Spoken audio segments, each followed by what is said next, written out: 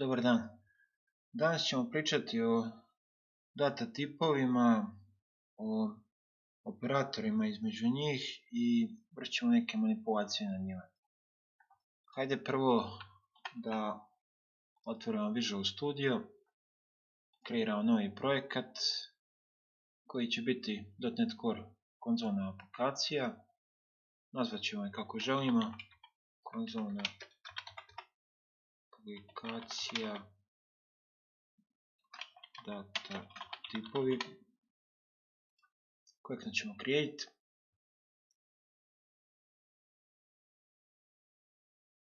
I prva stvar koju želimo, prvo ćemo ukloniti ovaj ispis našeg programa i ovdje ćemo, prije nego što definišemo sve data tipove koji postoje, mi ćemo prvo da ih raspodijelimo u par grupa.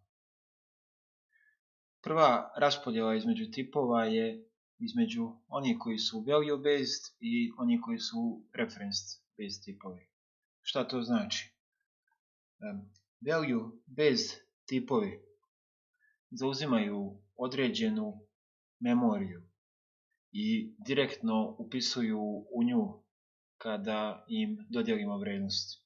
Dok reference based tipovi ne zauzimaju inicijalno nikakvu memoriju, već samo koriste referencu koja pokazuje na lokaciju u memoriji gdje se ta vrijednost nalazi.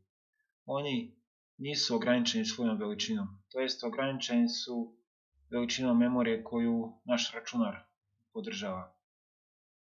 Dok value based tipovi jesu ograničeni. I ovdje možemo da vidimo njihovu minimalnu i maksimalnu vrijednost, kao i veličinu u bajtima koju zauzimaju na disku.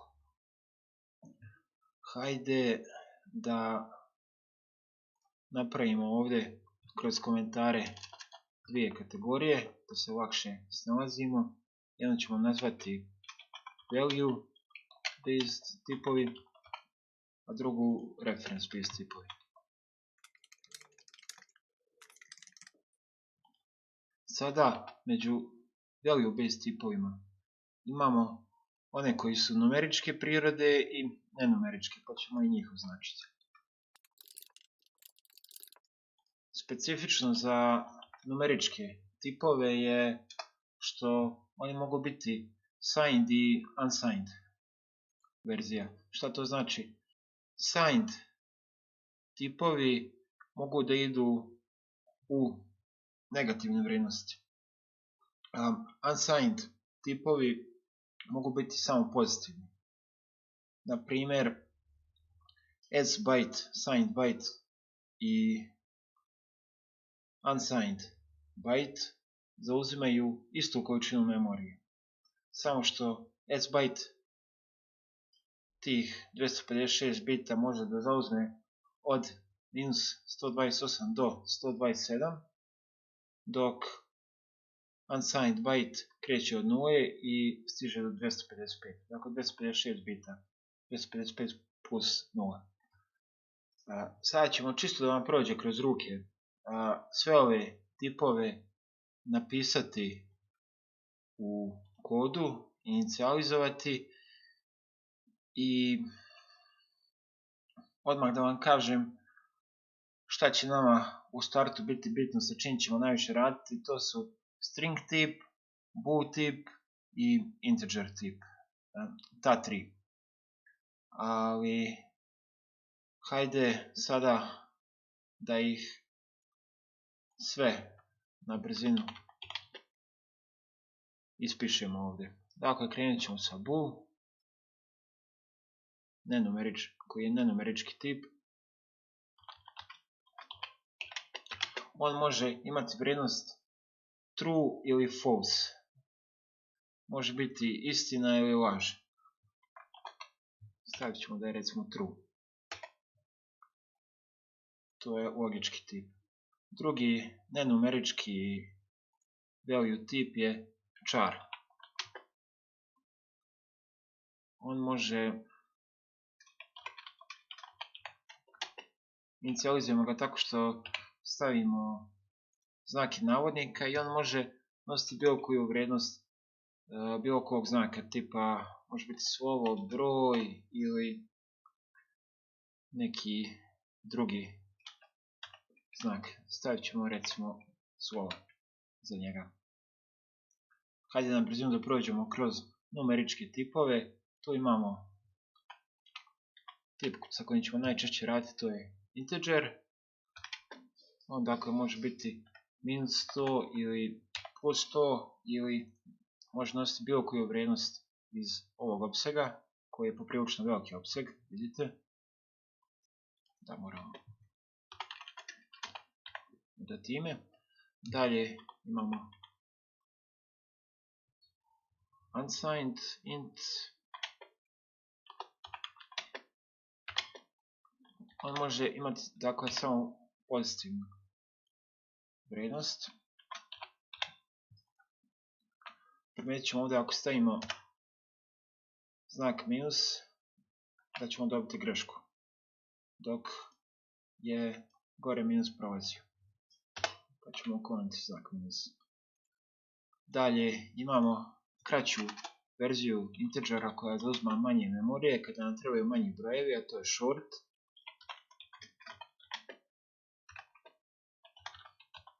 I tu je ushort.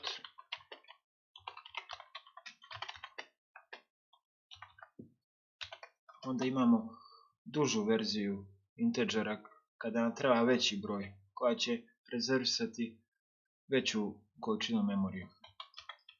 Ona se zove long.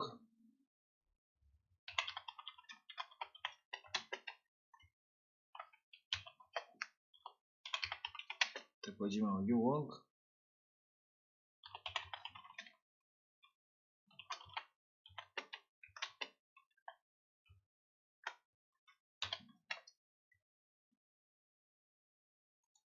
Pored ovih postoji tip koji je namijenjen da barata sa bitima.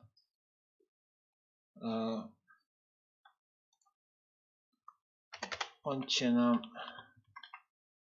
nekad trebati, ali u ovim uvodnim tutorijalima nećemo puno raditi sa njim, ali čisto da i njega definišemo. Dakle imamo signed byte i unsigned byte.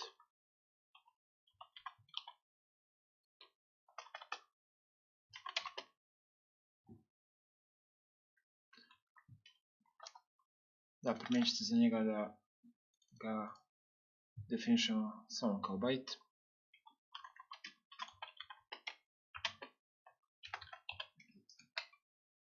Recimo za njega ako stavimo vrijednost 1000, dobit ćemo grešku.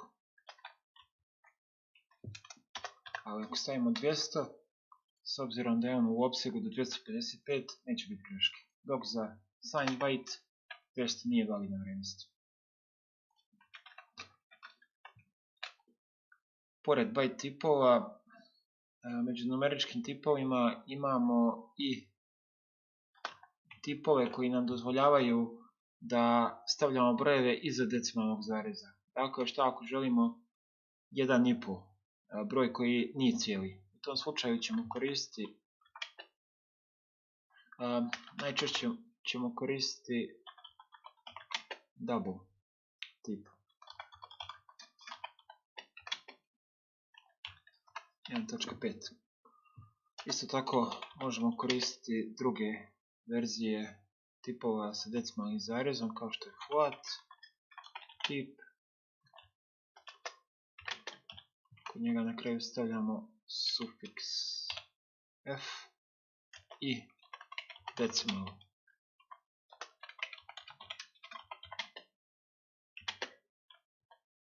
Kod kojeg ćemo staviti sufiks m.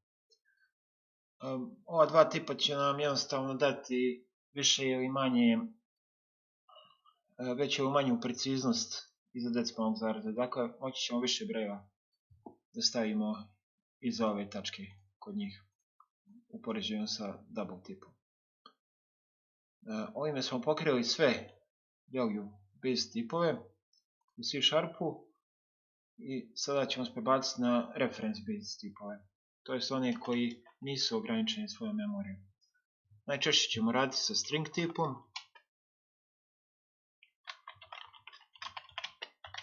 Njega inicializujemo tako što koristimo znake navodnika i u njih možemo staviti bilo šta.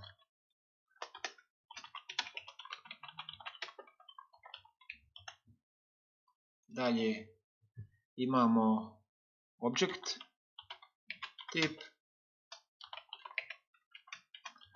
koji je base klasa za sve druge tipove u našoj sistemskoj biblioteci. On će nam nekad kasnije trebati, ali se nećemo baviti njime puno u ovim uvodnim kursevima. Recimo, ovdje smo mu dodijelili vrijednost stringa ili mu možemo dodijeliti vrijednost integera. On dakle pokriva sve druge tipove.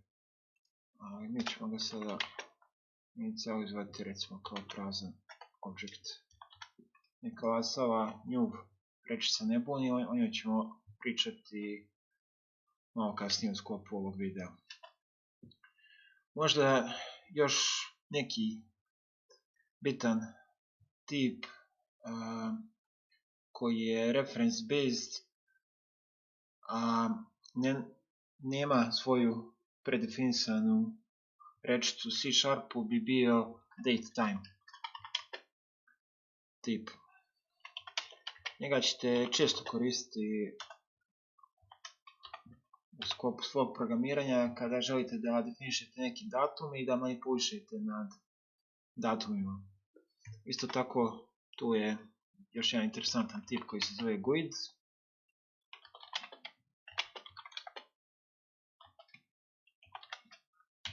Ovime smo pokrili manje više sve bitnije tipove u C#. Čak šta više, sa dosta ovih vi tokom svoje karijere ćete se jako rijetko kad susretati. Tako da u sklopu ovih uvodnih predavanja ja ću izbaciti većinu njih i fokusirat ćemo se samo na neke najbitnije koji će nam omogućiti kasnije da rešavamo neke zadatke i sl. Dakle, kod numeričkih tipova, zapravo još jedna stvar, prije nego što uklonimo ove tipove, hajde da uradimo nešto sa ovom našom aplikacijom i da ispišemo za svaki od tipova koliko on memorije zauzima, to jest koliko je memorije rezervisao. To možemo uraditi koristeći C# prečicu sizeOf. Dakle, uzet ćemo za integer i koristiti konzolu. Kako koristimo konzolu naučili smo u prethodnom predavanju. Sada ćemo iskoristiti WriteLine. Definisat ćemo šta ispisujemo, to je int. I dodat ćemo ovdje sizeOf prečicu i u nju ćemo ubaciti int tip da nam ispiše koliko je memorija ona rezervisala. Isto možemo recimo raditi za uint, na njega očekujemo da isto rezerviše memorije. Isto možemo raditi za short koji će rezervisati manje memorije. A long će rezervisati više memorije.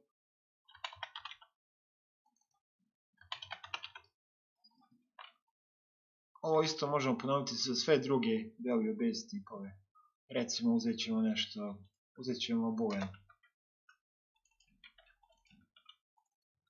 Primećite možda da reč sizeOf okruženje nam neće dozvoliti da koristimo za reference based tipove, zato što oni ne rezervišu memoriju na disku. Možemo probati ovdje da pozovemo string i dobit ćemo grešku koja kaže string does not have predefined size. Dakle, za njega ne možemo ovo da izvršimo. Hajde sada da pokrenemo naš program i da vidimo kakav ispis ćemo da dobijemo.